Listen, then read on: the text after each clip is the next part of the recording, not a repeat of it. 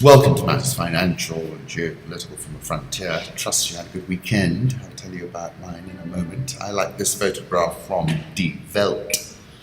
Warum nur gefällt es mir in Japan nicht? I like the photograph. Bitcoin topped $1,900 for the first time ever and has now topped $2,100. And in December, at the end of December, I said the optimal portfolio at this moment looks like this: long Bitcoin, short gold on a spread. I wasn't wrong.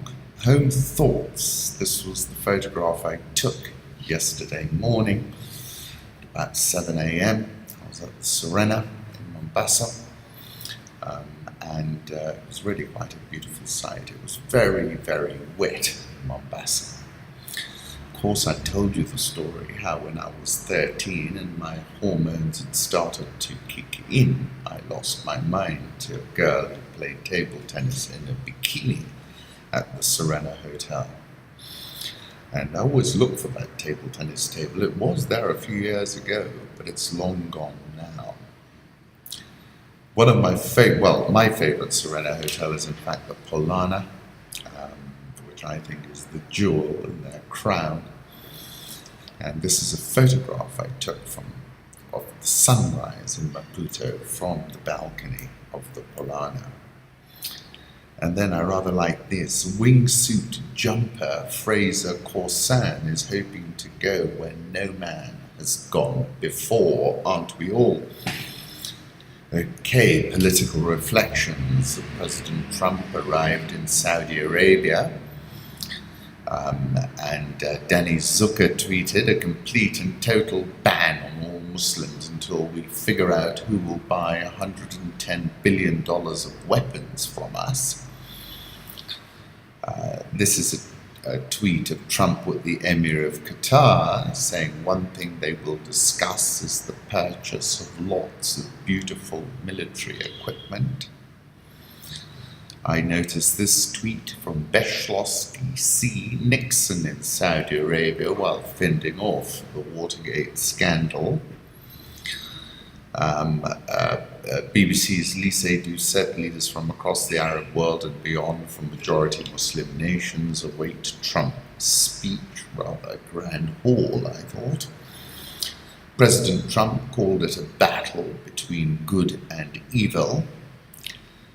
The nations of the Middle East will have to decide what kind of future they want for themselves, for their country, and for their children. Some of it actually was not bad, but let's go to Fisk, because Fisk is going to tell us straight the real aim of Trump's trip to Saudi Arabia. Donald Trump sets off on Friday to create the fantasy of an Arab NATO. There will be dictators aplenty to greet him in Riyadh, corrupt autocrats and thugs and torturers and head choppers. There will be at least one zombie president, the comatose undead Abdul Aziz Bouteflika of Algeria, who neither speaks nor apparently hears anymore. And of course, one totally insane president, Donald Trump. The aim, however, is simple: to prepare the Sunni Muslims of the Middle East for war against the Shia Muslims, with help from Israel, of course. Even for those used to the insanity of Arab leadership, not to mention those Westerners who still have to grasp that the US president is himself completely off his rocker. The Arab Muslim Sunni summit in Saudi Arabia is almost beyond comprehension. From Pakistan and Jordan and Turkey and Egypt and Morocco and 42 other minareted capitals, they are to come so that the effete and ambitious Saudis can lead their Islamic crusade against terrorism and Shiism. The fact that most of the Middle East terrorism, ISIS and Al-Qaeda, aka the Nusra Front, have their fountainhead in the very nation to which Trump is traveling must and will be ignored. Never before in Middle Eastern history has such a commedia lucta, quite literally comedy of errors in Arabic, been staged. Again, Fisk, the president's speech was intended purely to appease his desired audience. And then I like this for clarification. This is not a satanic ritual. This was something that Sisi, King Salman, and Trump did before they opened this anti-terrorist center. I called it a $300 billion tilt towards Riyadh. The Saudi king slammed Iran as the spearhead of global terrorism, which is a bit rich when you think about it. El-Sisi said, "You have a unique personality that is capable of doing the impossible." "I agree," the US president replied. This is Ivanka Trump, who enjoyed talking to the incredible women, working hard at GE Saudi Service Center. Great strides being made towards the empowerment of women. Sorry, that was FLOTUS. This is a photograph of President Trump, FLOTUS, Ivanka Trump, and Jared Kushner making their way out of the cavernous summit chamber from Mark Noller. This is a selfie Saad Hariri took with the Deputy Crown Prince and the Crown Prince. Here's another great photo of Stephen Bannon sitting next to the grandson of Mohammed bin Abdul Wahab, the founder of Wahhabism. The President of the United States has a 12-second attention span, said the NATO Secretary General Jens Stoltenberg. And then this from the New Yorker: with each headline, Trump's aides are acquiring a strange new power over him because they will decide when to protect him and when to protect themselves. Washington specializes in theatrical demonstrations of fealty to the boss, but the real objects of dedication are country and self. If Donald Trump has one fundamental commitment, it is to his own preservation, a celebration of personal well-being that he has elevated to a worldview, the very worldview that made men and women want to work for him in the first place. There is little reason for them to adopt a more selfless creed now. Interesting point. Now, Trump told the Russians that firing the nut job Comey eased pressure from the investigation, relieved great pressure on him, according to a document summarizing the meeting. "I just fired the head of the FBI. He was crazy, a real nut job," Trump said. "I face great pressure because of Russia. That's taken off." My piece over the weekend is Apocalypse Trump. US President Donald Trump embarked on his first overseas trip on Friday. As Air Force One lifted off, the Washington Post reported that the federal law enforcement investigation into possible ties between Russia and Trump associates has identified a current White House official as a significant person of interest. Sources familiar with the matter told the Post that the senior White House advisor in question is also someone close to the president. One suspects after a torrid week, President Trump could not leave Washington fast enough. This follows hot on the heels of the appointment of the former FBI Director Robert Mueller as special counsel in the investigation into Russia's interference in the US elections. According to the document, which was read to the New York Times by an American official, President Trump said this to Russia's Foreign Minister Sergei Lavrov: "I just fired the head of the FBI. He was crazy, a real nut job. I face great pressure because of Russia. That's taken off." Trump added, "I'm not under investigation." The US dollar, which has been seen as a safe haven for eternity, slumped last week, and US financial markets were rattled. The dollar experienced its biggest weekly percentage drop in a year. So far in 2017, the dollar has pulled back 5%, having erased its post-US election gains. The euro topped a 6-month high, and what is clear is that post the election of Emmanuel Macron as president of France, investors are repricing European risk lower as predictions of a wave of anti-EU populists gaining power across Europe looks overblown. Investors need to look through the hyperbole Around the Saudi Arabia visit, Saudi Arabia's Foreign Minister Adel Al-Jubeir said the agreements that were concluded valued at more than $380 billion. Investors need to consider whether the current political trajectory is heading to a denouement. One House Republican said if what the New York Times reported is true, Vice President Mike Pence is probably rehearsing. Prediction markets saw big bets on Trump being impeached before the end of his term.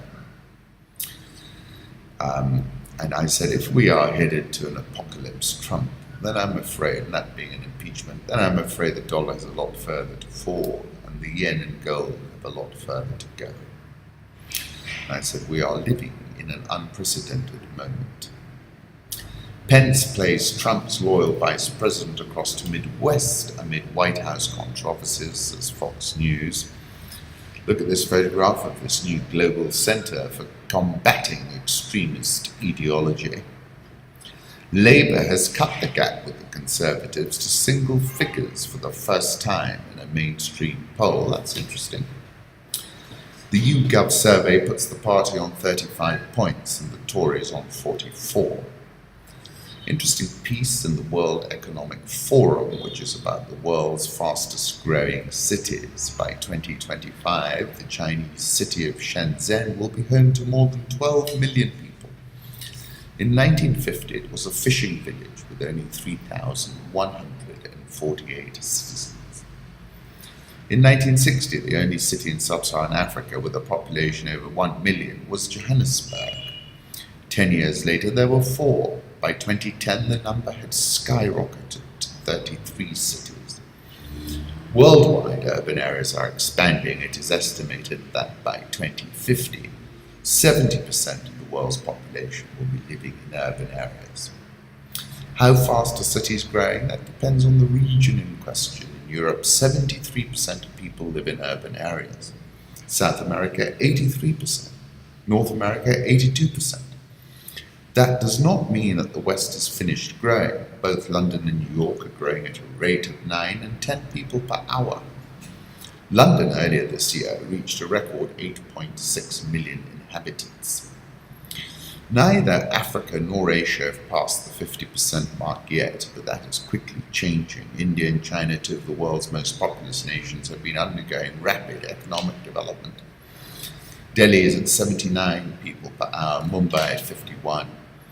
In China, Shanghai welcomes 51 new citizens an hour. Interesting. Let's move on to the currency markets. Euro dollar is at 111.88, dollar index 97.28, Japanese yen 111.30, Swissy 0.9749, the pound 129.93, probably a little bit softer today on this latest poll.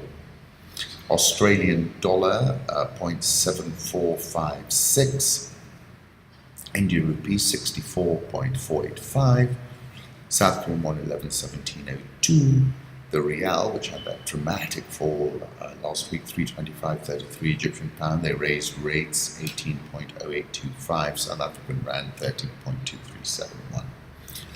Put up a 3-month chart of the dollar index, and I think it's lower and it's tilted towards 93.50.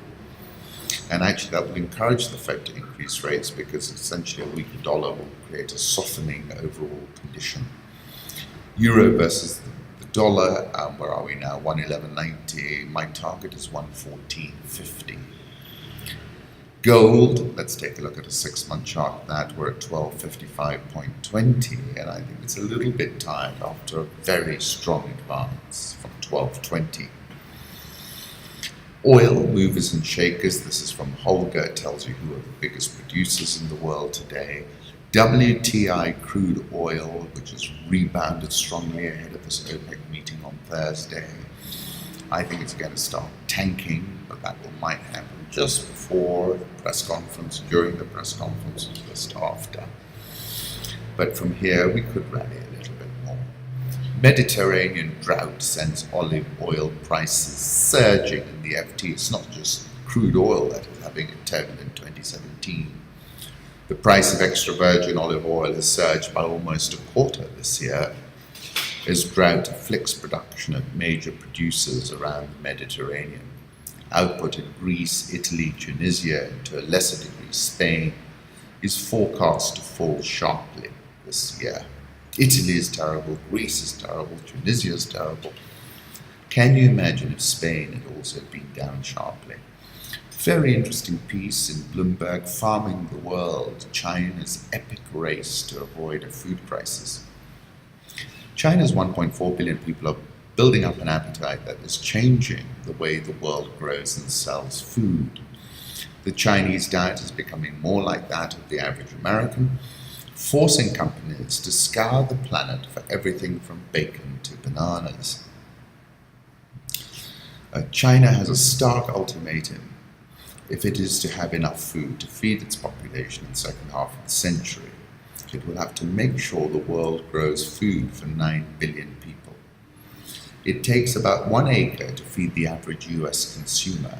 China only has about 0.2 acres of arable land per citizen. Emerging markets' Indonesian assets are poised to extend gains after S&P Global Ratings raised the country's debt to investment grade. Jakarta Composite Index jumped to a record following the announcement on Friday. The rupiah reversed earlier losses, and the country's 2027 dollar bonds posted their biggest advance since January 5. And here's an image from David Inglis of the Indonesian stock index. Sub-Saharan Africa, this particular cartoon from Gado is a profound masterpiece, said Dr. Ahmed Kalebi. It's not wrong. Angola's omnipresent leader won't run again, but will he relinquish power, asks the New York Times. A billboard in the heart of Angola's capital, Luanda, reads like a warning to any challengers, reminding everyone of the tremendous share of votes won by President Jose Eduardo dos Santos in his party's leadership race last year, 99.6%. Africa's second longest serving head of state, nearly 38 years in power. The president's family and close allies have amassed great fortunes, controlling a nation that is Africa's biggest oil producer. Giving up the presidency could put all of that at risk. Mr. Dos Santos may be the force of the present, said the J-Lo, who's been Raul Lourenco, former defense minister. Yet I am seeing a citizen wearing a red tie, Mr. Lourenco said of himself, who with your support is going to be the force of the future. Our president is omnipresent, said Lusty Barao, 35, a rapper and critic of the government, who, like most Angolans, was born after Mr. Dos Santos became president. He's on our money, he's on our IDs, he's in our hits, he's everywhere. Will he accept to go off and ride into the sunset? Asked Ricardo Suarez de Oliveira, an expert on Angola at Oxford University. Look at what has been happening subterraneously in Angola's political economy, Mr. Suarez said. He added that the president has spent the last 3 years seriously building up the infrastructural power of his family. J-Lo, whatever power he has, will be forced to take her down by public opinion, said an opposition politician of the president's daughter. If he allows her to stay on, then people will believe he's not really the president.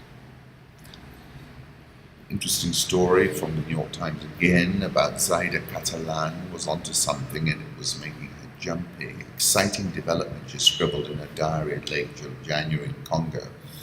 I can maybe nail this bastard down.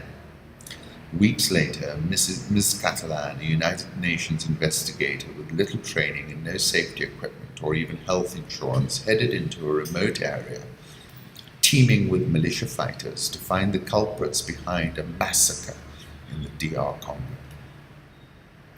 A grainy cell phone video shows what happened next. A cluster of men with rifles and red bandanas lead Miss Catalan, a 36-year-old Swedish Chilean, into a grove with her American colleague, Michael J. Sharp, 34.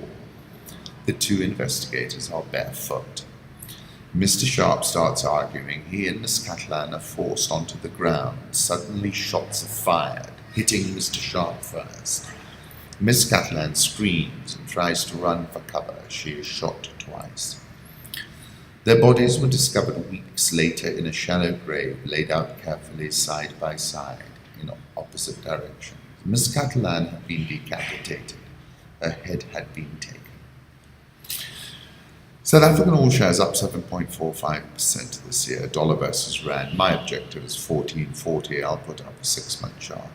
Egypt is due to issue a Eurobond this week as the North American country grapples with a dollar shortage. Governments in the Middle East and North Africa have issued $48 billion of foreign currency-dominated debt so far this year, the most on record for all first or second half periods since at least 2006. The Egyptian pound versus the dollar is at 18.09. That interest rate hike is going to support. Nigerian all shares up 4.61% this year. Ghana Stock Exchange is up 13.43% this year. I like this photograph of the sunset over the lagoon in Lomé from K. Opalo, and this photograph, Maldives sunrise from Badruddin.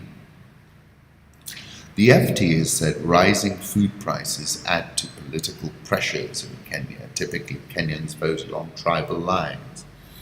But rising food prices could mean that for a minority, the state of the economy will trump ethnic allegiances. And Zetse Were, a Nairobi-based development economist, said the majority of tribes, particularly the big ones like the Kikuyu, the Luo, and the Luya, will vote on tribal lines, regardless of the economic conditions. But the minority tribes may be swayed by economic issues, and these swing voters could well decide the election.